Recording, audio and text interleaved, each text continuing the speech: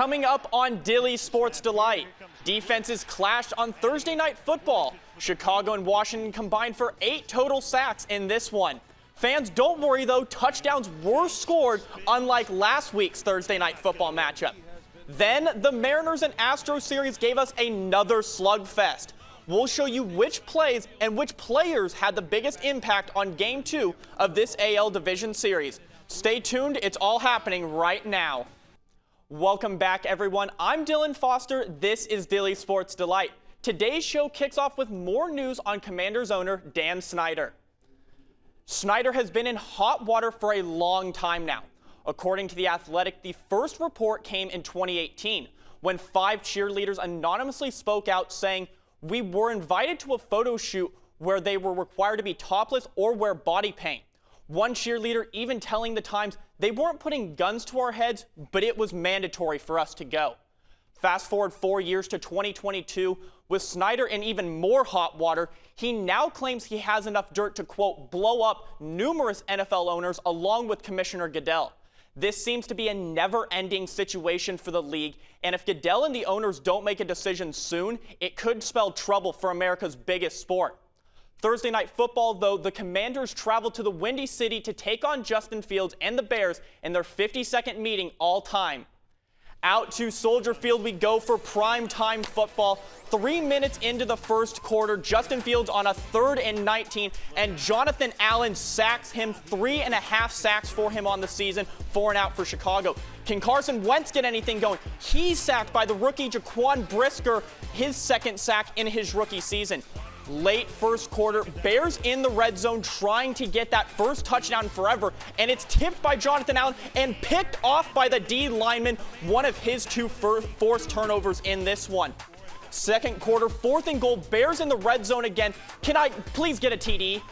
And it's no good, remains 0-0. All the way to the 4th quarter, Brian Robinson pummels his way through the line. Nothing can stop this man, and Commanders go on to get win number 2 of the season, 12-7.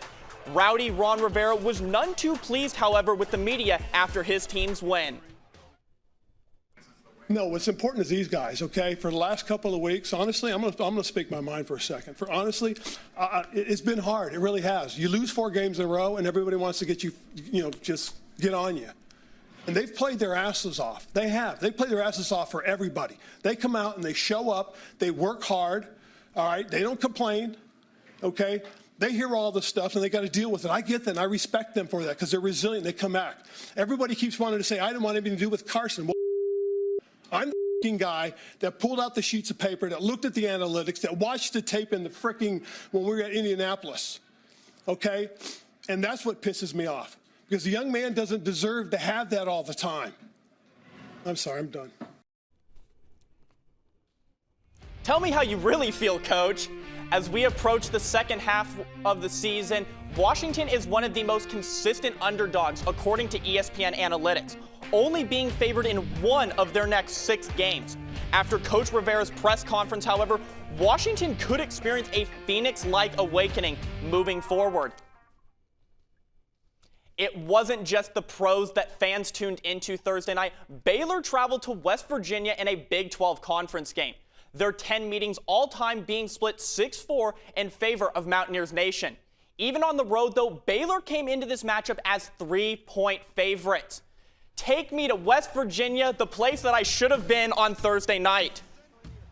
Red zone for the Mountaineers here early, and Tony Mathis, jib-jab, looking like a Madden football player, and he shoves it in for the first score. Second quarter now, tight end Ben Simmons gets the handoff, and he dives across the plane, his 2nd touchdown of the season.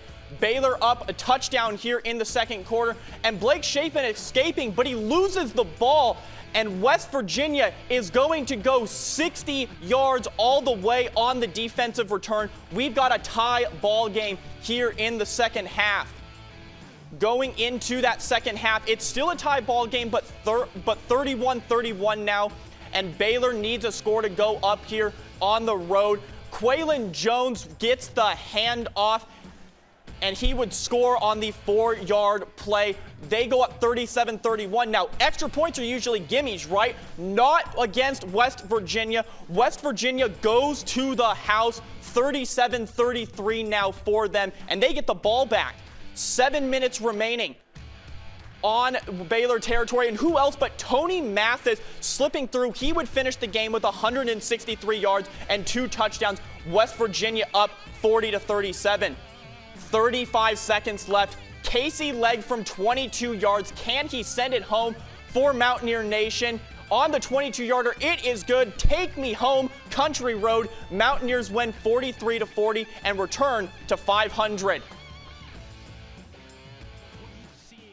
Out to the bounce house we go. E.J. Warner out for Temple in the pocket. First quarter, first play of the game, and the son of former Hall of Famer Kurt Warner gets it done on that one. 20-yard reception right out of the gate, but in the red zone, 3rd and 5, needing a score here, can't get it done. They would settle for a field goal, and it would be all UCF all night long after that. Right here, red zone, John Rice Plumlee gallops into the end zone. His first of many in this one. Late first quarter, UCF down 3. Plumlee keeps it again and taunts the D on his way in. 18th career rush TD for number 10. Second half, 35-13. Plum Dog hits Ryan O'Keefe to extend the game by another score. Halfway through that third quarter, Plumlee hits Kobe Hudson 68 yards down the field, wide open for the dagger. UCF goes on to win the game 70-13. There was not one part of the night's offense that was not successful. John Rice Plumlee had 4 passing TDs and 3 rushing touchdowns. The defense was elite all game, holding Temple to under 300 total yards of offense while forcing E.J. Warner into numerous bad situations. UCF travels to Dowdy-Ficklin Stadium next week to take on the Pirates of East Carolina. Coming up next, Framber Valdez and Luis Castillo, 2 studs in Major League Baseball, battled in Houston for Game 2. Seattle's goal, tie it up 1-1 and go back home. Houston is trying to shut it out as soon as possible. That's coming up right after the break on Dilly Sports Delight.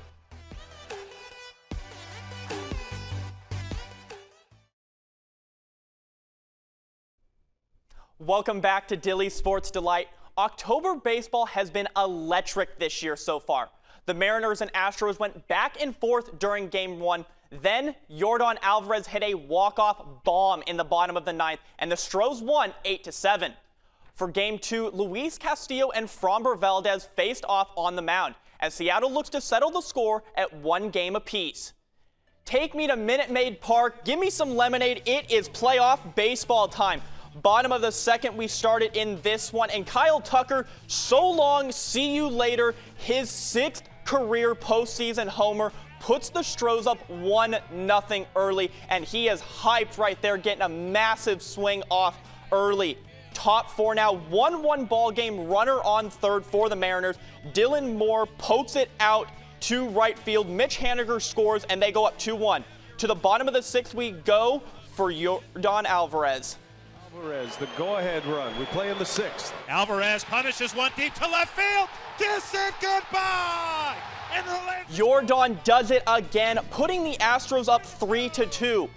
Bottom 8, score still 3-2. Alvarez again.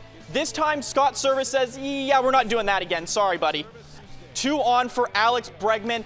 And Haniger loads up in right field. Can he throw Pena out at the plate and keep it a 1-run game? Pena beats the throw. Astros win 4-2. And Scott Service gave credit to Alvarez during his press conference. You know, you have to give the player credit. It's not like he threw a ball right down the middle. He threw a ball 3-4 inches off the plate, and he hits a home run the opposite field. He's that kind of talent. Again, you have to tip your cap when players are going that hot. I thought we had a really good game plan. You know, he beat us. That happens. Move over King James. King Yordan is here.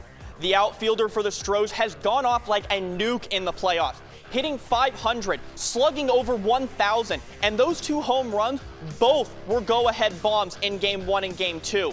Alvarez has been the epitome of clutch in these playoffs so far.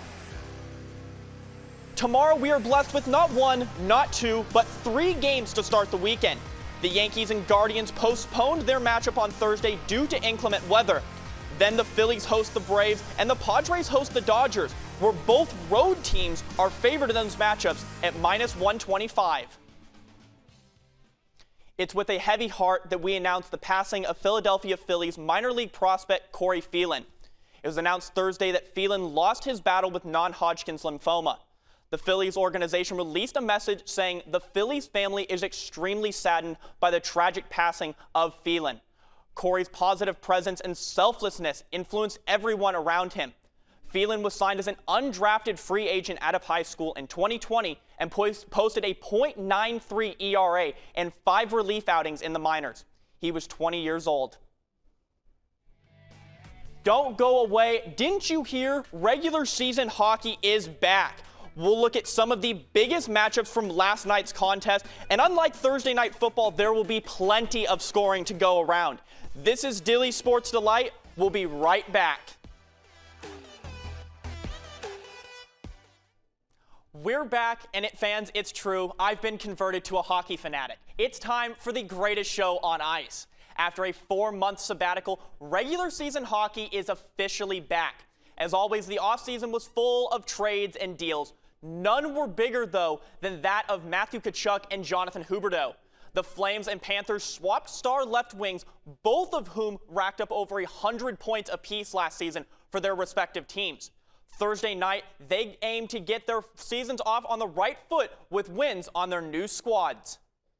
Starting with Matthew Tkachuk, out in New York at Islanders Stadium, Islanders' 50th season, second period, Panthers steal it in the offensive zone, and Radko Gudas' shot deflected by Louis Styrian.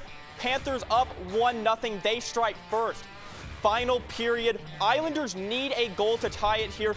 Brock Nelson hits defenseman Noah Dobson for the equalizer on the power play. We have a tie game.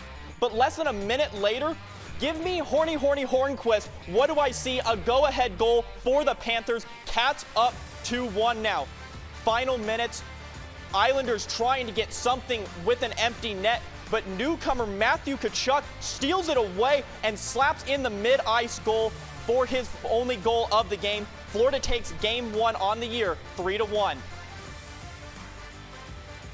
Across the border in Canada, Jonathan Huberdeau and company took on the defending championship Avs. Bowen Byram out of the gate pushes it and gets the score. Avs up 1, his 6th career goal. Calgary looking to answer in the opening period. Flames pushing it hard, and Milan Lucic hits Brett Ritchie for the score. We have a tie game. Second period, Flames up 2-1 now, and nobody's on defense. Ryan Anderson's going to get a one-on-one play against Pavel Francouz, and Anderson wins the duel. Flames are on fire, up 3-1.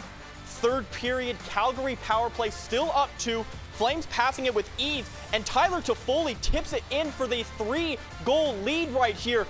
Calgary up 4-1. Colorado can't stop anything, but what's better than a 3-goal lead? How about a 4-goal lead? Newcomer Jonathan Huberdeau dips it into Elias Lindholm for his first point in Calgary, and the Flames burn out the defending champs 5-3 in this one. Another premier matchup of Thursday night showcased the reigning MVP winner Austin Matthews and the Toronto Maple Leafs. The 2022 Hart Memorial Trophy winner tallied over 100 points and a career-high 67 hits last season. The Maple Leafs hosted the Washington Capitals north of the border in their inaugural 60 minutes of this season. Scotiabank Arena, we go for this one. 7 minutes into this one, Maple Leafs utilizing everyone on the man advantage, and John Tavares tips it in for the 1-0 lead. All 5 Toronto players touched that puck on the scoring play. Halfway through the first, Capitals looking to tie it up quick, and Gustafsson hits Nick Dowd for the score. 1-1 game here. Later in the first, Capitals tie game. No. We don't want a tie game. We want to win. TJ Oshie to Marcus Johansson for the go-ahead score early. 2-1 game. To the final period we go. 2-2 game. Mark Giordano hits MVP Austin Matthews for the tip-in. Leafs come back and win 3-2. Friday night gives us another 4 matchups on ESPN and ESPN+. Even on the road, Tampa Bay is the biggest favorite of the night at -210. The Red Wings and Jets are favored at home in their first puck drops of 2022-2023. And finally, the 0-2 Sharks look to get their first win against star Sebastian Aho and the Carolina Hurricanes. Today is going to be a full day of sports. More playoff baseball, more college football, and pro hockey, and preseason basketball. Fans, grab your food early, do some grilling before the weather turns to winter, and enjoy your Friday night sports. I'm Dylan Foster. This is Dilly's Sports Delight, and have a great day, everyone.